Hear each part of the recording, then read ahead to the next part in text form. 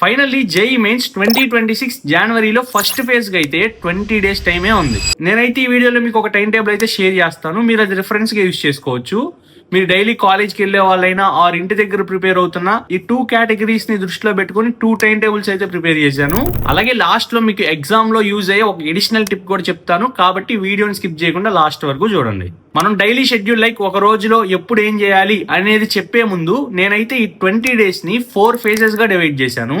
First అయితే ఆ 4 phases గురించి తెలుసుకొని నెక్స్ట్ డైలీ షెడ్యూల్లోకి అయితే వెళ్దాం. అలాగే నేను ఈ వీడియోలో చెప్పేది మొత్తం ఇలానే ఫాలో అవ్వాలి అనేది అయితే కాదు, మీకు ఒక ఐడియా కోసం చెప్తున్నాను. మీకు నచ్చినట్లుగా దీన్ని మాడిఫై చేసుకొని మీకు నచ్చినట్లుగా ప్రిపేర్ అవ్వచ్చు. దీంట్లో ఫస్ట్ ఫేజ్ వచ్చేసరికి ఫస్ట్ 5 డేస్ అనమాట. ఈ ఫేజ్ లో మీరు ఏం చేస్తారంటే మీరు నేర్చుకున్న టాపిక్స్ అన్ని రివైజ్ అవుతారు, అలాగే ఈజీగా ఉన్న టాపిక్స్ నేర్చుకుంటారు.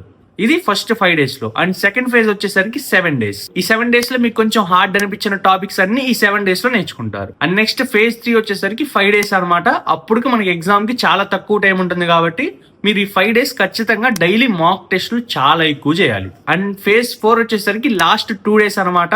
ఈ ఫేజ్ లో ఏం చేయాలంటే మీరు నేర్చుకున్నటువంటివి అన్ని ఫార్ములాస్, మీరు ఏదన్నా హ్యాండ్ రిటన్ నోట్స్ రాసుకుంటే ఆ నోట్స్ చూసుకోవడం, ఫైనల్ రివిజన్ అనమాట. ఈ 4 ఫేజెస్ లోవి మీరు డే బై డే ఏ రోజు ఏం చేయాలి అనే పాయింట్ గురించి ఇప్పుడు డైలీ షెడ్యూల్ అయితే చూద్దాం. అలాగే డైలీ షెడ్యూల్లోకి వెళ్లే ముందు మీరు కనుక మన ఛానల్ కొత్తగా చూస్తుంటే ఖచ్చితంగా మన ఛానల్ సబ్స్క్రైబ్ చేసి ఈ వీడియోని లైక్ చేయండి. అలాగే ఫ్యూచర్లో కూడా మన ఛానల్లో JEE mains, EAMCET and IP related content మీకు యూస్ఫుల్ అయ్యే వీడియోస్ కూడా వస్తూ ఉంటాయి. ఫస్ట్ వచ్చేసరికి మార్నింగ్ 6 to 8 అనమాట. ఇక్కడ ఏదో ఒక సబ్జెక్ట్ అయితే సెలెక్ట్ చేసుకోండి. ఎక్కువగా అయితే మీరు హార్డ్ సబ్జెక్ట్ కి ప్రిఫరెన్స్ ఇవ్వండి, ఎందుకంటే ఎర్లీ మార్నింగ్ కాబట్టి హార్డ్ సబ్జెక్ట్ నేర్చుకుంటే కొంచెం మనం త్వరగా నేర్చుకునే ఛాన్సెస్ ఉంటాయి. కాబట్టి ఫస్ట్ అయితే హార్డ్ సబ్జెక్ట్ తో స్టార్ట్ చేయండి. అలాగే మీరు ఫస్ట్ ఏం చేస్తారంటే ఖచ్చితంగా ఏదైనా సబ్జెక్ట్ నేర్చుకునేటప్పుడు ఆ కాన్సెప్ట్ అనేది నేర్చుకోవాలి, కాన్సెప్ట్ ఆర్ థియరీ. ఎక్కడైతే నేను 6 to 8 ఒక సబ్జెక్ట్ కి థియరీ అయితే ఇచ్చేసాను, నేనైతే ఫిజిక్స్ అని ఇచ్చేసాను.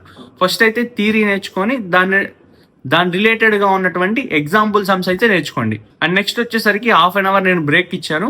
అలాగే నెక్స్ట్ మళ్ళీ 8:30 to 11:30 సేమ్ సబ్జెక్ట్ యొక్క PYQs కి టైం ఇచ్చాను నేను. ఎందుకంటే మీరు ఎంత థియరీ నేర్చుకున్నా నో యూజ్ అనమాట. మీరు ఖచ్చితంగా ప్రాబ్లమ్స్ చేయగలగాలి, ఎందుకంటే మీకు డైరెక్ట్ గా కాన్సెప్ట్ అయితే ఎగ్జామ్ లో ఇవ్వడు. కాబట్టి మీరు కాన్సెప్ట్ నేర్చుకొని ప్రాబ్లమ్స్ ఎక్కువ చేయండి.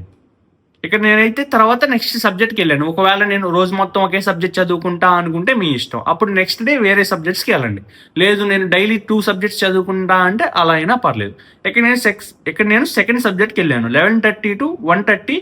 నెక్స్ట్ కెమిస్ట్రీకి వెళ్ళాను, కెమిస్ట్రీ థియరీ. అలాగే కెమిస్ట్రీ అయితే మీకు డైరెక్ట్ గా క్వశ్చన్స్ వచ్చే ఛాన్సెస్ కూడా ఉంటాయి కాన్సెప్ట్ నుంచి, కాబట్టి ఇక్కడ థియరీ కూడా ఇంపార్టెంటే.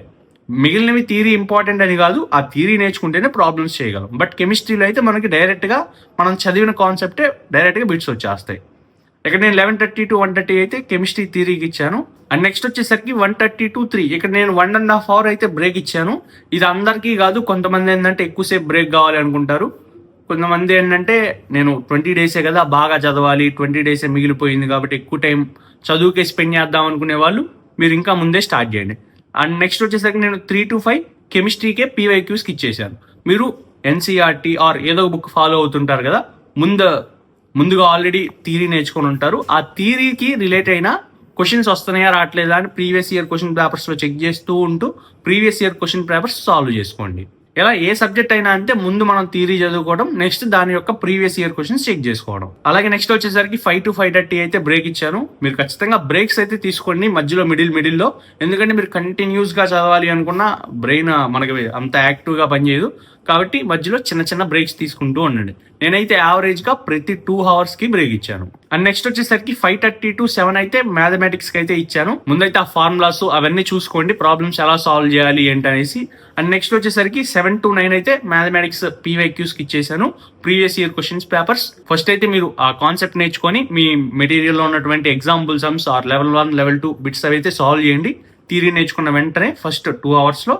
అండ్ నెక్స్ట్ 2 hours కి వచ్చేసరికి మీరు ప్రీవియస్ ఇయర్ క్వశ్చన్ పేపర్స్ అయితే చేస్తారు. అండ్ నెక్స్ట్ 9 to 9:30 కూడా బ్రేక్ ఇచ్చాను, డిన్నర్ చేస్తారు కాబట్టి. అండ్ నెక్స్ట్ వచ్చేసరికి 9:30 to 12 ఇక్కడ ఏం చేస్తారంటే మీరు ఆ రోజు ఏదైనా టాపిక్ మిస్ అయ్యి ఉంటే ఆ టాపిక్ అనేది ఇక్కడ నేర్చుకోండి. అలాగే మీరు రోజు మొత్తం నేర్చుకున్నది ఒకసారి రివైజ్ చేసుకోండి. అలాగే మీరు ఈ నేర్చుకునే ప్రాసెస్ లో ఖచ్చితంగా నోట్స్ ప్రిపేర్ చేసుకోండి. ఇక్కడ నోట్స్ అన్నానని మీరు నేర్చుకున్న ప్రతి ఒక్క పాయింట్ రాయాల్సిన అవసరం లేదు. మీకు ఏదైతే ఇంపార్టెంట్ అనిపిస్తుందో ఆర్ నేను ఎగ్జామ్కి వెళ్ళే ముందు చూసుకుంటే నాకు బాగుంటది అనిపిస్తుందో అలాంటివి రాసుకోండి. అలాగే ఎక్కువగా మిస్టేక్స్ రాసుకోండి, నేను ఎక్కడ మిస్టేక్ చేస్తున్నాను అనేది రాసుకుంటే మీరు ఎగ్జామ్కి వెళ్ళే ముందు ఆ నోట్స్ చూసుకుంటే మీరు అక్కడ మిస్టేక్ చేయకుండా ఉంటారు కాబట్టి ఖచ్చితంగా మిస్టేక్స్ అనేవి ఖచ్చితంగా రాసుకోండి. అలాగే ఇంకేం చేస్తారంటే నేను ఫస్ట్ అండ్ సెకండ్ ఫేజ్లో ఏం చెప్పానంటే మనకి లెర్నింగ్ స్టేజ్ ఉంది, అంటే ఫస్ట్ 5 days మీరు రివిజన్ చేయండి, అలాగే ఈజీ టాపిక్స్ నేర్చుకోండి అని చెప్పాను. అలాగే ఫేజ్ 2లో ఏం చెప్పానంటే హార్డ్ టాపిక్స్ నేర్చుకోండి అని చెప్పాను. అక్కడ ఎక్కడ మీకు మాక్ టెస్టులు చేయమని చెప్పలేదు. మీరు ఆ 12 daysలో ఏం చేస్తారంటే ఈ డైలీ షెడ్యూల్లో ఈ 9 to 12 అప్పుడు మాక్ టెస్టులు చేయండి. అంటే డైలీ కాదు, ఒక 2-3 daysకైనా ఒకటైనా చేయడానికి ట్రై చేయండి. ఎందుకంటే మీకు మాక్ టెస్ట్ ఉంటేనే మీకు అర్థమవుతుంది అసలు ఎగ్జామ్ ఎలా రాయగలుగుతాం, మనం ఎక్కడ స్టక్ అవుతున్నాం అనేది అర్థమవుతుంది. దాన్ని బట్టి మీరు రికవర్ అవడానికి ఛాన్సెస్ ఉంటాయి. కాబట్టి మాక్ టెస్ట్ అనేది చాలా ఇంపార్టెంట్. అలాగే ఖచ్చితంగా యావరేజ్ 5 to 6 hours అయితే ఖచ్చితంగా స్లీప్ మెయింటైన్ చేయండి. ఎందుకంటే హెల్త్ అనేది చాలా ఇంపార్టెంట్. అసలు మీరు 20 days మరీ హెల్త్ లేకుండా చదివినా మీకు ఏదైనా హెల్త్ ఇష్యూ వస్తే మీరు ఎగ్జామ్ అప్పుడు మీరు ఇబ్బంది పడే ఛాన్సెస్ కూడా ఉంటాయి. కాబట్టి ఖచ్చితంగా ఒక ప్రాపర్ హెల్త్ అయితే మెయింటైన్ చేయండి. అలాగే ఇక్కడ కొంతమంది ఏంటంటే 12 వరకు ఉండలేరు. అలాంటి వాళ్ళు ఏం చేస్తారంటే కొంచెం ఎర్లీగా పనుకొని అండ్ ఎర్లీగా లేచి ప్రాక్టీస్ చేసుకోవడానికి ట్రై చేయండి. అలా అనమాట. మీ ఫ్లెక్సిబుల్గా ఈ టైం టేబుల్ అనేది మార్చుకోండి. నేనేంటంటే ఒక రెఫరెన్స్ అయితే చెప్పాను మీకు నచ్చినట్లుగా మీకు ఫ్లెక్సిబుల్గా ఉండేటట్టు మీ టైం టేబుల్ అయితే ప్రిపేర్ చేసుకోండి. అండ్ నెక్స్ట్ వచ్చేసరికి కొంతమంది డైలీ కాలేజ్కి వెళ్తూ ఉంటారు.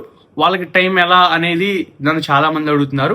వాళ్ళకి ఏంటంటే మెయిన్గా యావరేజ్గా కాలేజ్ అనేది ఒక 8 to 7 అలా ఉంటుంది.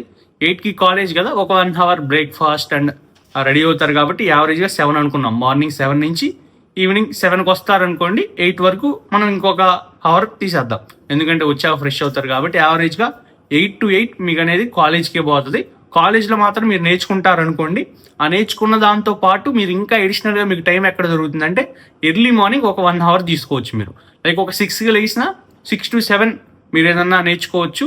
అలాగే మీకు కాలేజ్ యావరేజ్గా ఒక 8కి అయిపోతుంది అనుకున్నాం కదా, అంటే మీరు 7కి వస్తారు, 8కి ఫ్రెష్ అయిపోయి 8 to 9 ఆర్ 8 to 10 వరకు మీకు టైం ఉంటుంది.